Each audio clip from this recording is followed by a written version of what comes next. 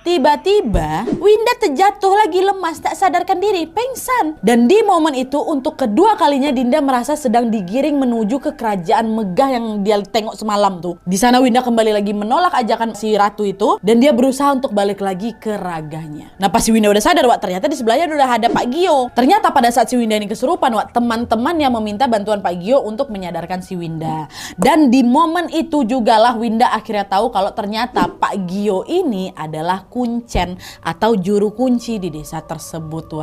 Pak Gio bilanglah ke si Winda kan, nanti pada saat kamu sudah keluar dari pintu masuk desa ini, semuanya akan otomatis terlepas kok nak. Kamu nggak usah khawatir. Kamu akan pulang dengan selamat. Tapi nanti kalau ada apa-apa hubungi bapak ya, kata Pak Gio. Dan apa yang disampaikan sama Pak Gio itu betulan terjadi. Di perjalanan pulang ketika Winda sama rombongannya sampai di pintu desa tuh, nggak lama kemudian dia sadar dari pingsannya dan di momen itu juga dia merasa semuanya sudah kembali normal. Tapi tahan dulu, ceritanya nggak selesai sampai di sini aja. Tanpa disangka-sangka gangguan mistis yang Winda alami selama kemah itu terulang kembali nih setelah dia balik. Nah jadi ceritanya beberapa bulan setelah Winda ini pulang kemah, dia mulai merasa ada yang aneh dengan diri Yakuna dia. Sampai suatu hari ketika si Winda sekolah, tiba-tiba saja dia jadi pucat dan tubuhnya lemas. Nah teman-teman yang khawatir dengan kondisi Winda langsunglah membawa si Winda ke UKS.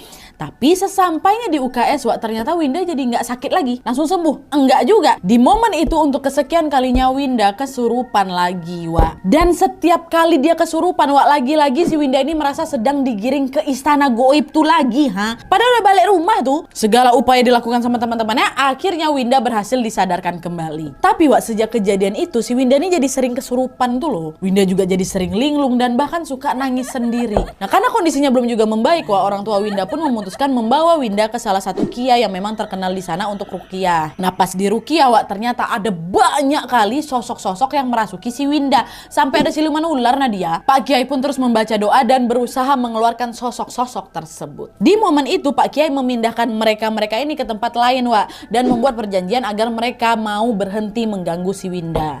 Sampai akhirnya setelah beliau yakin udah nggak ada lagi nih sosok yang tersisa di badan si Winda, Winda pun diminta untuk mandi dengan menggunakan air garam. Dan setelah melewati proses ruqyah yang begitu panjang dan melelahkan itu, Winda pun nanya lah ini ke Pak Kiai, Pak sebenarnya saya ini kenapa Pak? Kenapa tiba-tiba jadi sering kesurupan saya nih? Mendengar pertanyaan Winda, Pak Kiai pun menjawabnya dengan mengatakan sesuatu yang membuat Winda shock kali Beliau bilang, sebenarnya kamu bukan nggak sengaja kesurupan, nak. Ada orang yang memang sengaja membuka mata batin kamu.